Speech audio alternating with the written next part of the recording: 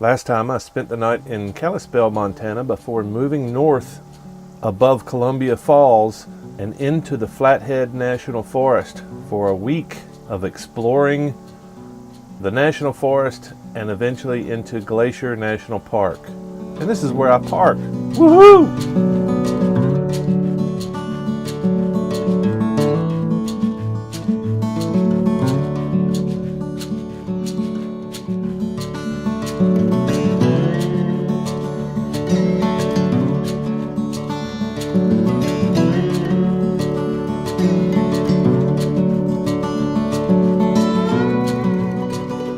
So just a few miles down a dirt road in the Flathead National Forest, I come upon what appears to be some free camping with a freaking fire ring right by the river. I don't think we might be able to get any better than this. And on top of that, the road for the last mile has just been awful. It's got the washboard and just shakes the whole damn bus apart. So about that time I saw this sign, river access, pulled in here, figured maybe I could unload the bike, but I'm gonna be camping here tonight unless somebody tells me I can't.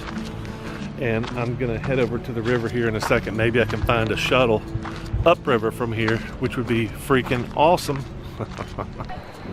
As it turns out, this is a very popular put-in, one of many sections, but one of the better sections for whitewater. Several class 2 and 3 rapids in 12 miles, and from what I understand, it's one of the best sections in a 60-mile stretch. It's 11 a.m. Saturday morning. Still had some coffee. It was little showers last 2 or 3 hours, some light showers. So kind of been slow to get outside, but I'm gonna go paddling today, hell or high water. And lucky for me, it was high water. And you see this guy that I'm paddling with, I actually saw him taking out at my spot the day before, and he actually came back the next morning as I was getting ready to put in, and I was going to paddle by myself and just hope for the best and maybe find somebody at the next takeout to run me back up river. But this guy Hilo from Spain actually welcomed the paddle, because he would rather paddle with somebody just like me.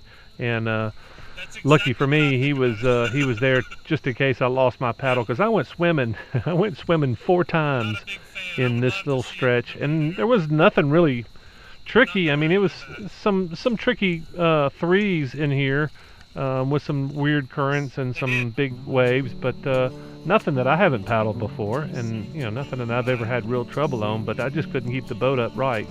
But I'm glad that Elo was there, and even though I didn't actually need him other than grab my paddle one time so I could pull the boat out.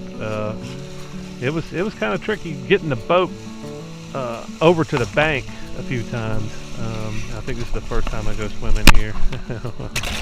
I don't think I got them all. Well, no, I did get them all on tape, but you're not going to see but 2 or 3. But you get to see some of the beauty, and it was just a fast river. There was several pools, but the pools were moving fast, so really you could just get in your boat, and here I go again. I banged my hip on one of the rapids because I was kind of upside down in a very fast-moving section. But it was cold and I was wet, and it was but it was so much fun.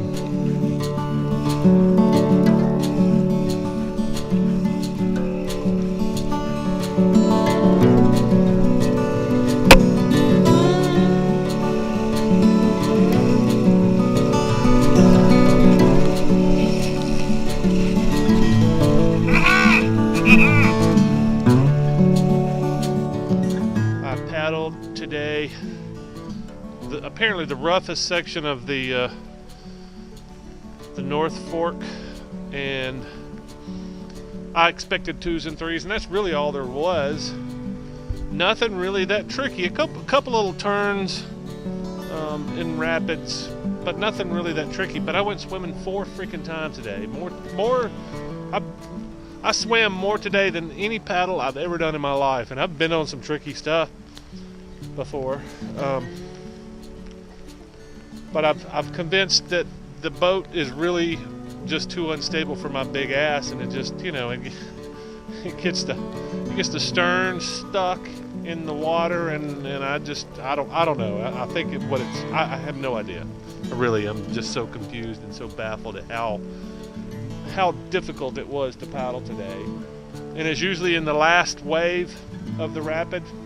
Usually it's the biggest wave, but I mean we're really talking about 1.5 to 2 foot waves. I don't think there was anything bigger, but man, I had some real difficulty, and it was just, you know, I'm bracing. The only other thing I could think of, which I finally started doing, was just like flutter bracing. That's about all I could do, is just slapping the water as hard as I could, and sometimes even that didn't work. So just kind of felt like somebody was up under the boat pushing me, and you know, I get it corrected one way and then go the other way. It's kind of like a nightmare. Decided to rather hump my boat out of this last takeout. I was thinking I was closer to the road. I figured I'd just hump it, you know, 20 yards to the road, but it's really more like 300 yards, and most of it's uphill, and that boat was heavy with all that shit in it. So what I decided to do is catch a ride with Elo and family back up to the bus. They couldn't carry the boat, so I just left it here, locked it to a tree. Sure, it worked out pretty well. Let's keep that in mind. But anyway, I ran back up to the boat, lost my key, couldn't get back into the bus. Luckily I had the key to the bus inside, so all I had to do was just break in and get the door to the elevator door, go in that way, and anyway, everything's good.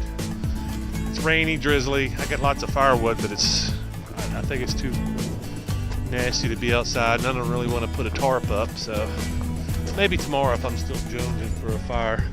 Man, that fire last night was great.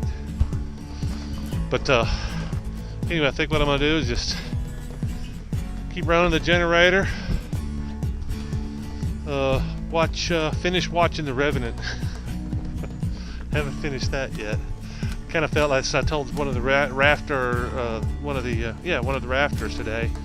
It's like I don't mind swimming. It's just so damn cold. You know, I don't want to be the Revenant. I don't want to be crawling out of the woods, freezing to death, mauled by a bear. That's just not any fun. Adventure's fun, just, you know, not that kind of an adventure.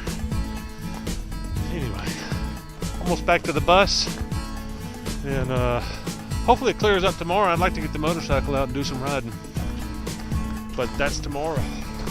Join me next time as I ride my motorcycle all the way up to a dead end to Canada and try to cross a mountain and find the most beautiful lake I've ever seen in my life.